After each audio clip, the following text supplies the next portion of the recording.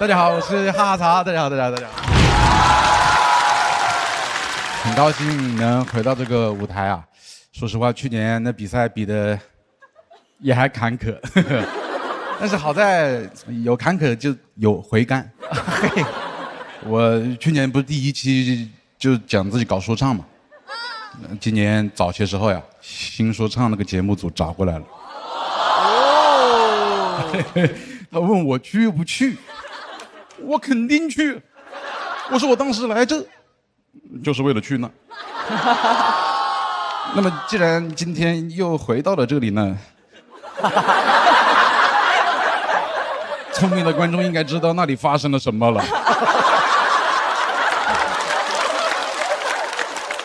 我缓了好久，我才想明白，他们把我喊过去，就是把我当调哥搞了。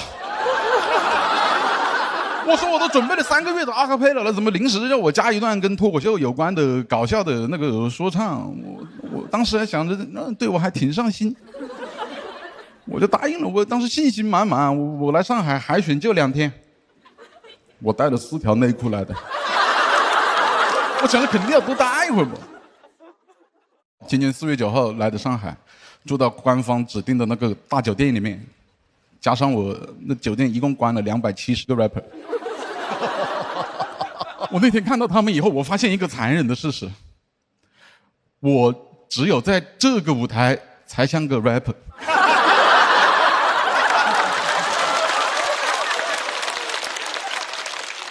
我当时被那270人就一挤着，我就像一个帽子戴反了的喜剧演员。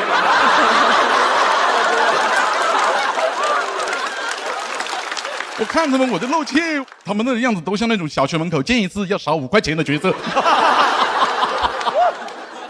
我是真怕他们呀！他们跟我讲话都说：“你一个讲脱口秀的过来干什么？”我说：“我过来采风。”但是当时心里面还是放了狠话的，我心里面讲的是我来给中文说唱洗牌来了。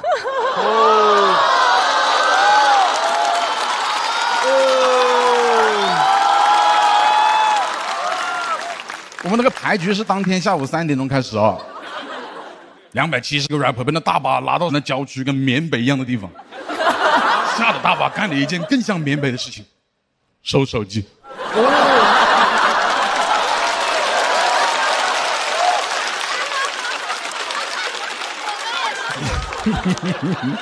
哎呦，现在的 rapper 没有那个狠劲了，喊收手机就收了。我还等着在后面助攻一句，我说对呀，凭什么拿我们手机？没有出头鸟，哎呀，手机被收完了，我们就开始聊天，人家也挺不容易。他们说每年参加这个东西像高考一样，我一感慨，我说那我这是第2次参加高考了。他说你之前来过我们这个节目吗？我说没有，我参加过一次真正的高考。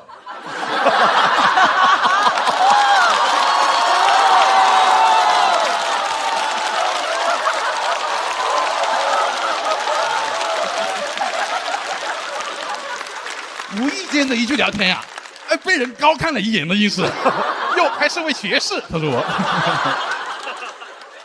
等得好晚了，夜里了，终于到我了。当时就一堆人站得跟兵马俑一样，等着导师过来参观我。当时听了几个人，我有点怕了，因为有些人唱的挺厉害的，都没拿到链子。我那临时准备那个词真的很不适合放在那里唱。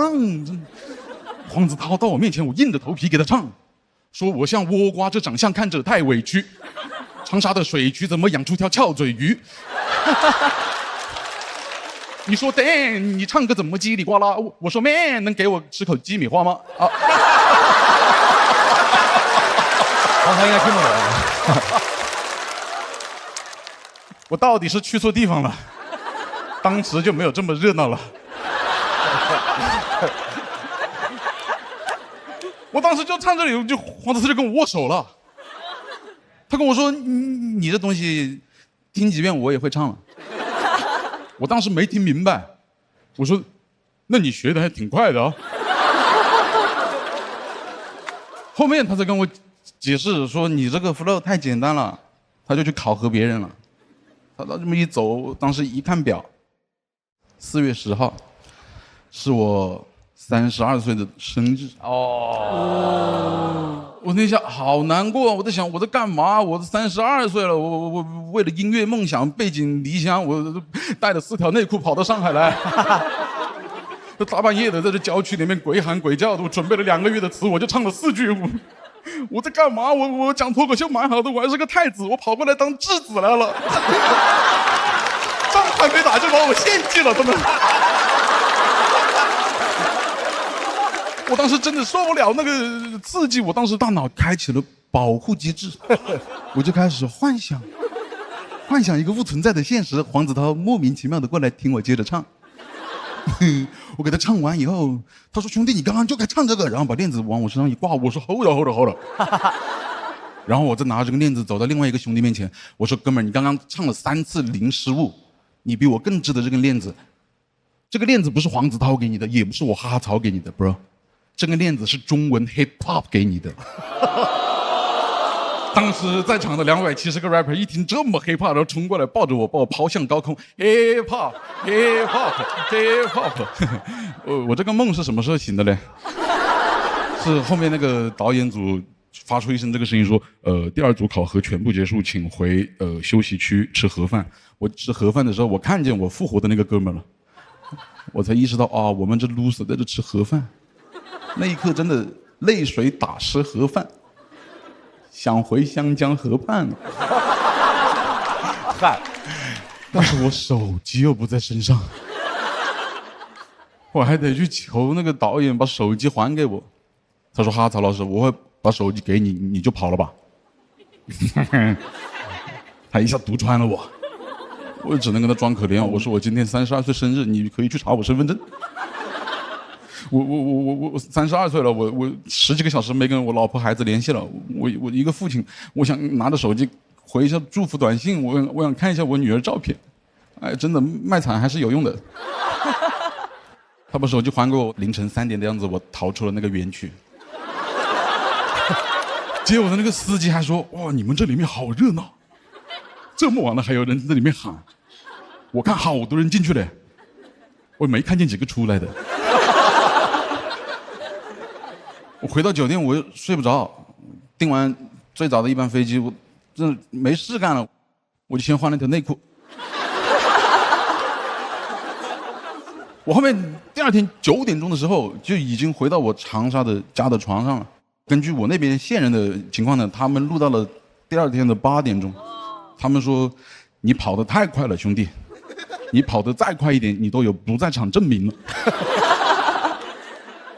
我那天在飞机上，我也是没合得了眼，真的太难过了。一闭眼，我脑子里就在唱，我还准备了没唱完的那个阿卡贝拉。我一闭眼，我就在想，黄子韬说我这东西太简单了。我就闭眼，我就想，我是不是能唱得再快一点就好了？我是不是唱得足够快，快得超过光速，能够让时间倒转？说我说我这整天看太委屈，唱的委屈怎么讲？就是像属于时间不停的倒转，倒转的那个新说唱的导演过来问我去不去，我说我不去，我是一个脱口秀演员。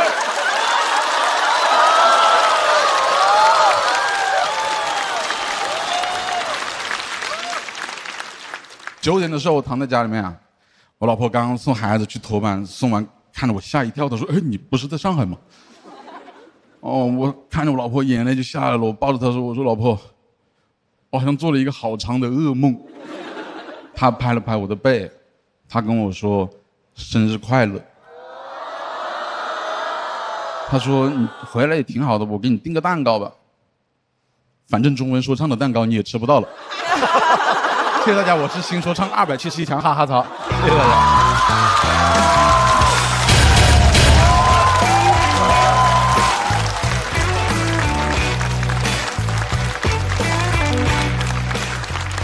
现场的各位朋友，不要忘记投票，倒计时，2、1，锁票。好，再次感谢哈哈曹。哈哈曹，你为什么想说这段？你看今天几号，张老师？这才1个月，我消化不了这件事情，我难受了好久。我一个月也没有喊人 bro 了。我朋友说啊，最近我录影棚也不想去了，我跑过来当质子来了，就是把我当调哥搞了。能够让时间倒转，导演过来问我去不去，我说我不去。因为他这事儿我跟我说过，我们正好录另外一个节目的时候，咱俩还聊这事儿呢。哎，你要是评委，你当过？我去年当过，我去年正好是录这个节目，跟咱们节目，然后跟那个说唱节目，这个节目叫 The Show Must Go On 嘛，那个节目叫 The Show Must Hold On 嘛，就是一直在 hold on， 也不 hold 哪儿呢。然后那个，如果你会给链子吗？我给啊，我还跟他说来着，我说这我能不给吗？我太喜欢这个了。但是就是因为可能黄子韬，所以是黄子韬听不懂。也不是黄，这看是你说的，不是，I'm a， 你才是 rapper， 你是最 rapper 好吗？哇塞，你太 rap 了，不是，我说的是可能，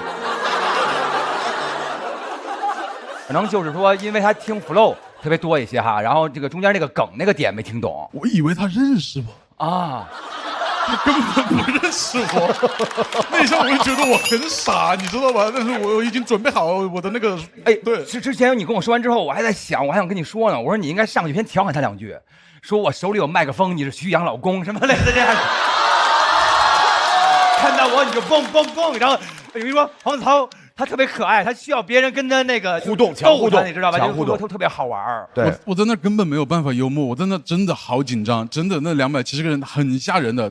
头一天我就被他们吓到了，因为第2天要准备阿卡贝拉，他们的手一直搓，然后真的吧？盯着你看，真的，我很害怕，我真的腿肚子抽筋，我站在那坑里面。哎，春春，就是刚才打动你的是什么？首先就是我对那个长沙的那个口音是有一种天然的亲切感的，就塑料有点塑料的普通话。no。对，然后就觉得特别亲切。然后另外我觉得他就是像在我身边给我讲一个笑话的一个朋友，特别的亲近。我喜欢他，然后他带给了我很多的欢乐，所以我会为他拍灯。还有他刚才整个那一段就像一个说唱梦这个电影，然后里面他有很多的细节，比如说他说到我本来都准备好了，我要那个补刀一句，说怎么都没有人教那个什么，我就不教手机，说但是没有出头鸟，他中间没有一个再多一句废话，对，没有废话，他直接说对呀，凭什么？